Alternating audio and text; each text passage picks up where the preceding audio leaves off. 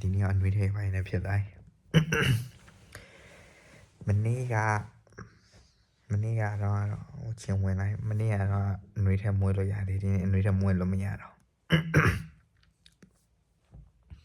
ပြီးကြတော့ဒီနေ့ထူးခြားအလုံးနှစ်ခုလို့လေထူးတော့မထူးကြဘူးပေါ့နော်ပထမတစ်ခုကမြန်မာအသင်းဘလုံးဝဲကြည့်လေကိုကြည့်လို့လားမသိဘူးတူနဲ့တေးကြမကြည့်နိုင်အောင်စိတ်ညစ်ပြီးကြအချိန်ချင်းထွက်လာပြီညမျက်နှာရဲစိတ်ညစ်အချိန်ချင်းထွက်လာပြီအချိန်ချင်းကတော့9နိုင်ကနေ4နိုင်အထိအပြည့်ယူတာ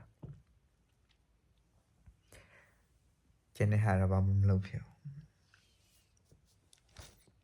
ရေမချိုးနိုင်တော့ဘူးနောက်နေ့အဆောင်မှာရေဘယ်လိုချိုးရမလဲမသိစိတ်ညစ်တာရေမချိုးလိုက်တဲ့နော်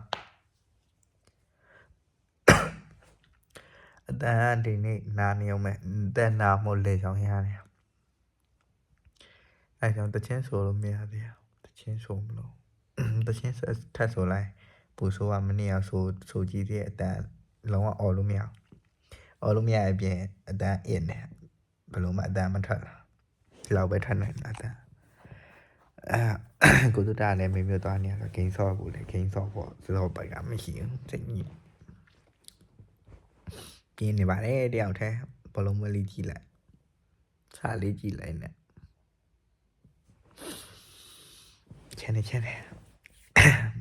နေတယ်တခြားဝဲဆောင်းလေးပါလေးချုံအဲ့လိုရှင်လေပြီးကြလို့ရှင်ရေလေးတခြားချုံအပူကြီးကမယ်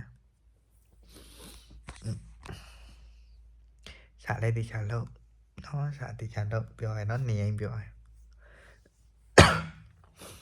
ကျမရုပ်ကျူးဆိုင်ချောင်းမဆိုးစင်းနဲ့အတမဝင်စင်းနဲ့လေကြောင်မနာစင်းနဲ့နှာခေါင်းနာမစီးစင်းနဲ့